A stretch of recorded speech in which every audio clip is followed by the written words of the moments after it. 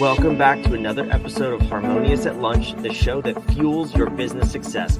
I'm Brandon Gano, your host and guide through the world of harmonious business growth.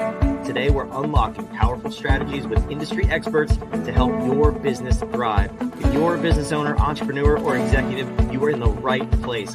Join me and our incredible guests today on the journey to clarity, growth, and success. It is time to revolutionize your approach to business. Let's dive in with another episode of Harmonious at Lunch.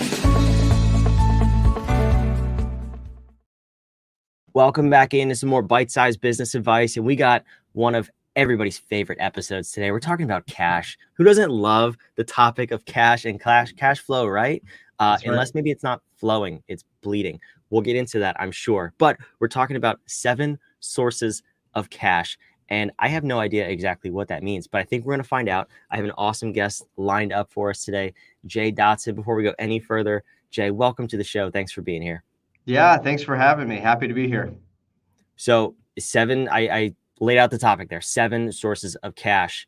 What does that mean? Because anyone could hear that and say, no, there's like a million sources to get cash. But what do you mean when you say 7 sources of cash in your business? Yeah, no, it's a great question. And so what we've found is, first off, I'll just say I'm a CFO, accounting and tax firm here in Austin, Texas. And what we do is we bring, holistic financial leadership while being engaging and fun. So with that, bringing the whole suite of services to our clients. We've worked with, CPAs and bookkeepers and all sorts of things in the past. But for me, what became challenging is that when I wasn't initially trained to be a CFO or what have you, and I was just trying to figure it out and really cut my teeth growing as a finance leader, I didn't know what I didn't know. And so I was looking for a CFO to really help me identify what was important in our business. And as initially an untrained finance person, it became really confusing to me when accounting executives or CPAs would explain accounting terms using other accounting terms, right? And then your head spins. We've all been there where we start getting in that conversation with our CPA. We're like, oh, there's taxes and there's, sales tax and there's this and there's that. And there's so many different terms that it all just makes it so confusing. And your quick ratio, and there's so many metrics. What should I be focusing on? And so we've distilled this down into there are 7 ways that you can impact cash in your business. And we're talking mostly about operational cash. We're going to leave out the ability to go raise funds or to get debt through a bank or otherwise. We're specifically focusing on what are the 7 sources of cash in your business. And in most every business, there are 7 ways that you can do that. So when we typically work with our clients or business owners, find that, man, I've got a cash issue or I've got a cash squeeze going on and I don't know where it's going, or I'm struggling to make payroll, this, that, and the other. The thought is they typically run to, well, I need more clients, right? And maybe, but there are really 7 ways that you can impact cash in your business. And so what we do with our clients is, first, let me go through the 7. So the 7 ways would be your price. You have control over your price. You have control over the quantity of clients that you serve. You have you can reduce your cost of sales or your cost of goods sold. You can reduce your overhead or your OPEX expenses. You can accelerate the speed at which you receive your payments, right? Your AR or accounts receivable. And you can put a solid plan in place for your accounts payable, right? Like we don't want to pay people, maybe not non-strategic vendors of ours, maybe day 2 of them giving an invoice when they've given us to day 30 or day 45, and we have payroll to meet in 7 days, right? Like that might not be the best plan for our money. And then making sure that we have the right inventory management system in place so that we can turn our inventory over quicker and we're not sitting on that inventory for too long to where all of our money is just sitting in there and we're liquidating it at the quickest way possible. Yeah. So those 7 ways make complete sense. And of course you're in control of all of them, which you're kind of isolating all those things that business owners tend to worry about that are outside of their control. So basically let's just refocus which one of those levers can we pull, how quickly and how much.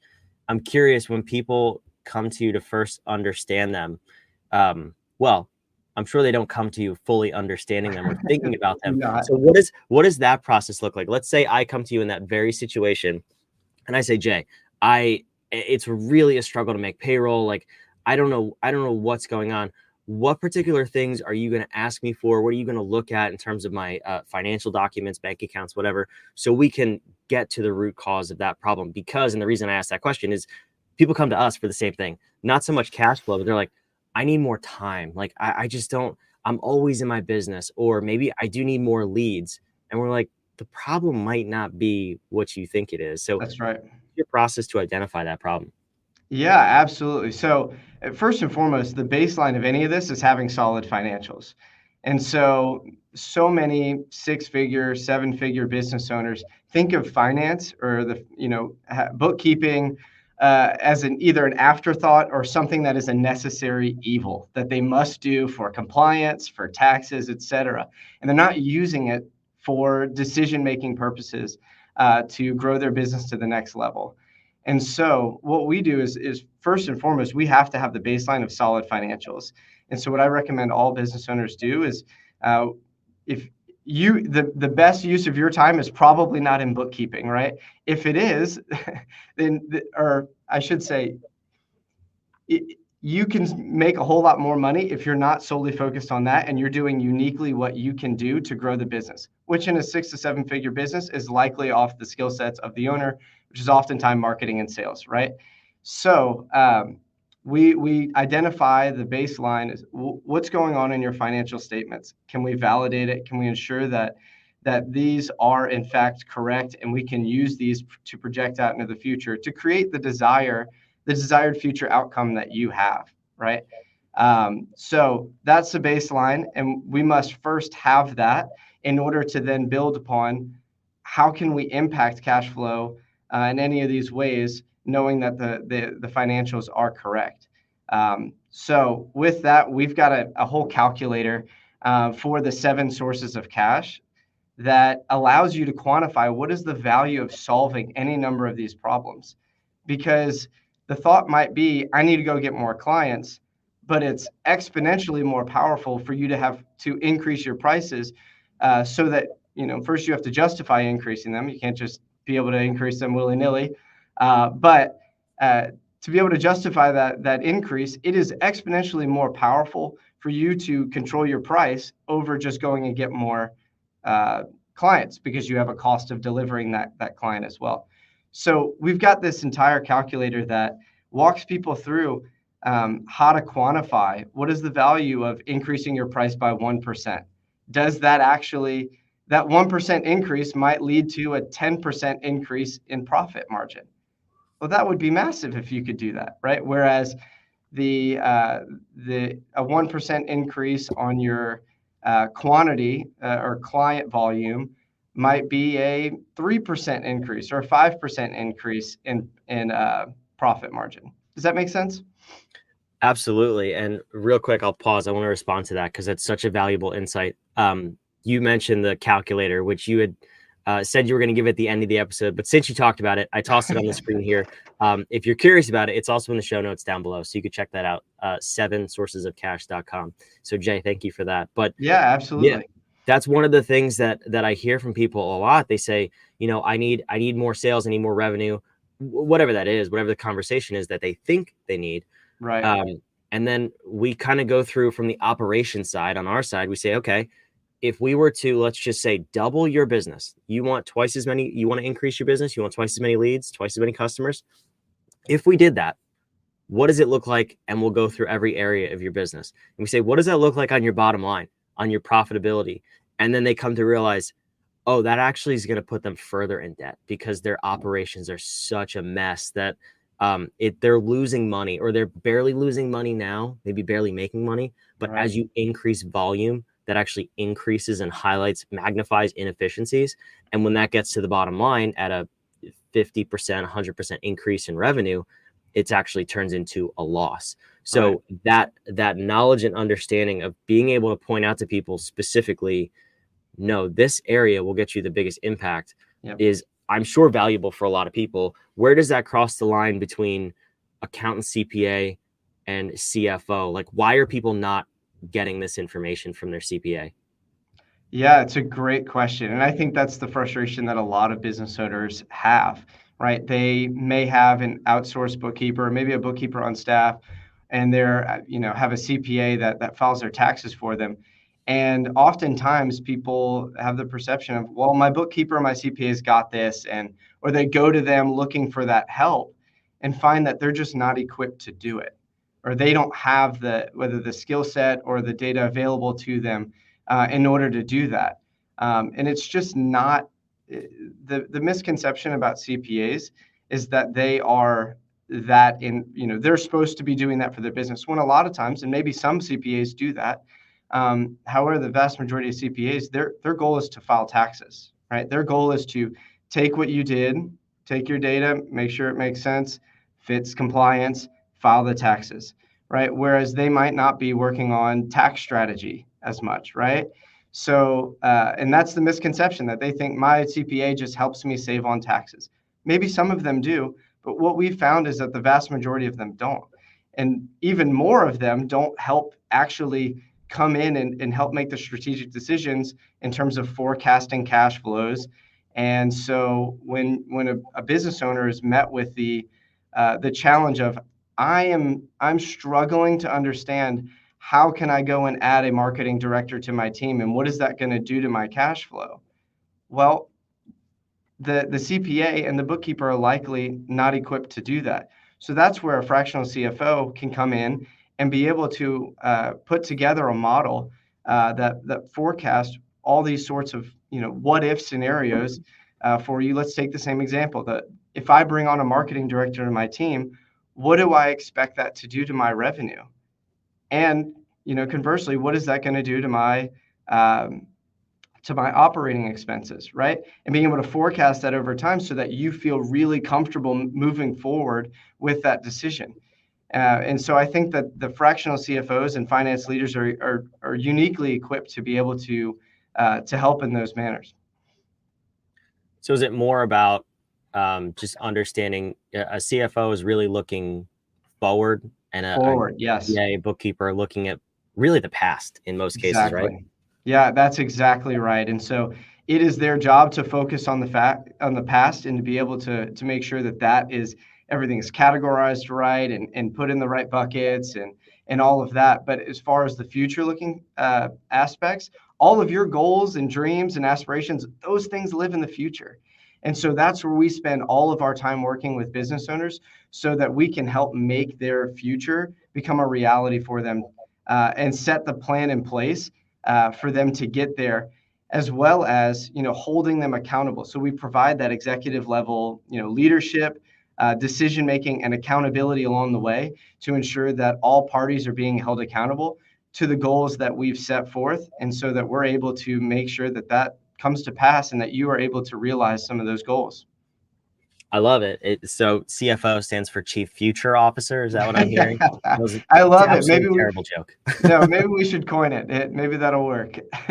People would probably like you a little bit more, because when they hear Chief Finance Officer, like, oh, that's the person that's going to tell me no to all my fun dreams and hopes. Hey, well, that's where we pride ourselves, and we've actually got it built into our. We're a big EOS firm. We've got it running in our organization. We love working with other businesses that run EOS too. But it is, so in that system, they force you to create, what are your 3 uniques in your business. And so for us, number 1 on that list is that we're engaging and fun, which is not typical terms that you would use in order to talk about your finance team or your CPA. Like, the joke is that we often make is, you typically want one team that you work with. You don't want to be speaking with 3-4 different CPAs. So that's where we bring the holistic financial leadership all in-house. And so our team takes care of it. But at the same time, and we are engaging and fun, and we love showing up with enthusiasm every single time we speak to our clients. That's awesome. I love it. And I'm curious, out of the 7 sources of cash, do you tend to find when you're working with people, at least for the first time, that there's 1 or 2 that tend to stick out as the biggest wins that they can get the fastest? Yeah, I would say price is definitely the biggest lever that you can pull on that has the biggest impact on your cash flow. And I understand that there are different business models that you have to handle it differently. As far as like a service-based business that might be on subscription, you have to handle it a little bit more with care versus more one-time purchases. You have a little bit more freedom to be able to do that.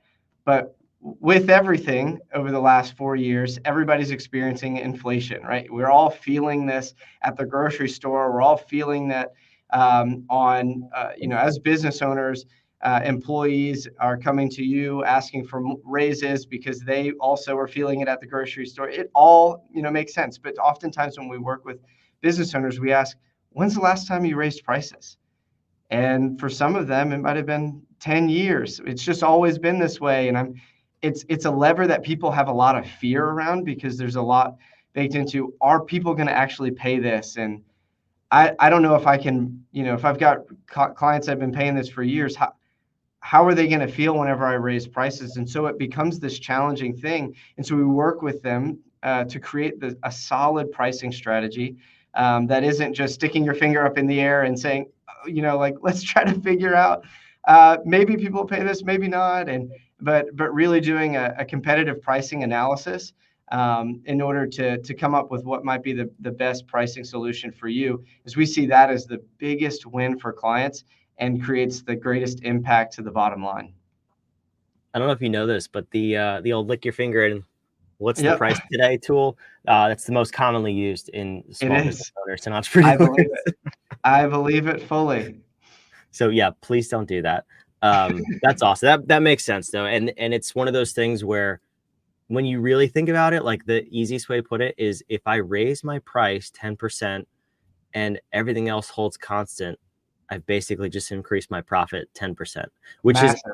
obviously not the formula. I get that. I'm not that stupid. But even if you raise your price 10% and you lose a couple of clients, you will still be more profitable than you were before, and things will just flow smoother through your organization. Right. So, Right. yeah, that's a great tip. So, Jay, you have admitted that you have listened to this show before, which I have. I've now shared publicly, so people know that about you. But I thank you for being here. First of all, this has been great, and especially for small business owners, because this is a very touchy subject where I don't think a lot of people manage their finances in the future, and I wish more people did, because that's going to have the biggest payoff. But you know what's coming. You know the question. We believe powerful questions get powerful answers. And in terms of managing your finances, we're really looking ahead and managing your future finances to grow your business, because that's what we're all about here. We want people to grow their businesses. What's the powerful question you want the listener to ask themselves in the context of today's conversation? Yeah, that's great. I love it. And yeah, thanks for having me. I would say, what is the cost of inaction? Right? I mentioned before that business financials are an afterthought for so many business owners. And it is something that people just do for compliance, and you're not using it for strategic, business decisions. But one day, you might want to sell this business and you might want to have a big exit. Um, what is the cost of not getting this squared away? What are the opportunity costs that you are missing out on right now that you just don't feel comfortable taking the decision because this finance stuff feels really cloudy and it feels over your head and it feels like you don't have a good clear grasp on it, and you're not making decisions based on data. You're more so making decisions based off of gut. And there is so much freedom when you have a clear roadmap and you can understand what is the impact of bringing in that marketing director or any sort of other dream that you have before you and building a plan to get there. And so, yeah, I think that the cost of inaction a lot of times is very, very high. So I would leave your owners or your audience with that. I think it's a really helpful tool that I often ask myself is, what is the cost of inaction on this specific thing, and how can I ensure that this is going to create a great return for us in the future? That's such a great question. Yeah, definitely ponder that for a few minutes and think about it. That's our whole goal at What If, is to help people build a fractional C-suite. There's so much knowledge out there in the world. And when you get to that next level of really forward thinking, strategic thinking, with a CFO, a CMO, and you can understand how all those pieces play together, your business is poised for massive growth in a very short period of time. So what's the cost of inaction, of not understanding your finances and not understanding how to get there in the future? I love it. This has been a fantastic episode. Wherever you're watching or listening, the link again for the cash flow calculator or the 7 sources of cash calculator is in the description. I hope you subscribe. We want to see you on the next episode of Harmonious at Lunch so we can continue to help you grow your business every single day of the week. We'll see you there.